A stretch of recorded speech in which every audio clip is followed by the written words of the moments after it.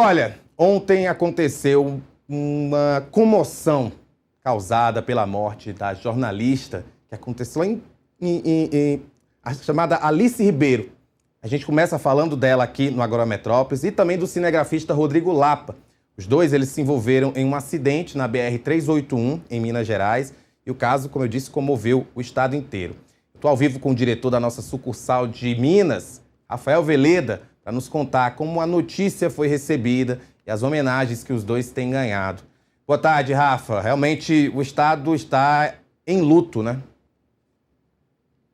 Boa tarde, Rafa. Boa tarde a todos. Sim, tá sendo uma semana muito difícil para o jornalismo mineiro. A gente se solidariza aí com as famílias da Alice, do Rodrigo, os colegas de trabalho, principalmente os colegas da Band, que mal estão conseguindo segurar a emoção aí quando eles têm que entrar ao vivo, falar do assunto. Está sendo muito pesado para eles, Rafa.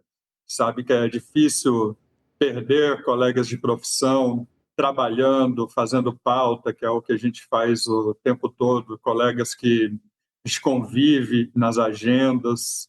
Então, todos os veículos, Metrópolis inclusive, estão solidarizados com a Band, com a Band Minas, com os colegas, cobrindo o caso aí com muita atenção, mas muita sensibilidade, gente mostrando quem foram esses repórteres, esses jornalistas, a Alice e o Rodrigo, que eram muito queridos aqui por toda a comunidade jornalística e também pelo público, né? Por isso que está causando tanta atenção, trazendo tanta atenção para esse caso.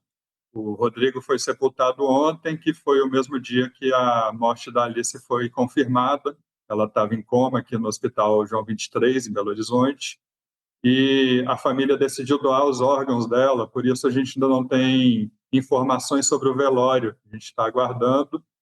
E comoção total, políticos, sociedade, os órgãos, assim, polícia, bombeiros, todo mundo que convivia com a Alice e o Rodrigo está bastante tocado. Uma das notícias que a gente deu hoje é sobre o bebê, né, da Alice. A Alice, ela deixa um filho de apenas 9 meses, o Pedro, que ela estava planejando o primeiro aniversário dele, primeiro filho dela, e essa história é tão triste. Deixa o Pedro e o marido dela, o João, que é um policial rodoviário federal, trabalha aqui na superintendência, e a PRF até se manifestou suas condolências, a gente noticiou no Metrópolis, para você ver como órgãos políticos, sociedade, outros jornais, está todo mundo sentindo muito isso que aconteceu aqui em Minas. Rafa, me conta as circunstâncias do acidente, porque o que a gente sabe é que eles estavam fazendo uma reportagem sobre a rodovia a qual eles acabaram sofrendo um acidente e ela tem uma fama ruim. Por que ela tem essa fama ruim? Inclusive é considerada a rodovia da morte, é isso? É a rodovia da morte aqui em Minas Gerais, Rafa, é a BR-381, ligando aqui BH a Governador Valadares. É uma estrada que ela é sinuosa, ela passa por muitos trechos de pista simples ainda, parte dela é privatizada, parte não é. Então é uma aventura ruim passar por essa estrada, e uma estrada que causa mais de 100 mortes por ano, então é uma coisa assim escandalosa, que finalmente está iniciando a duplicação de um trecho, que é um dos trechos mais perigosos, e era sobre isso a reportagem que a Alice e o Rodrigo estavam fazendo. Eles chegaram a entrar ao vivo, mostraram, o que era uma boa notícia, e aí eles se acidentaram na volta dessa reportagem, passando por um desses trechos de pista simples.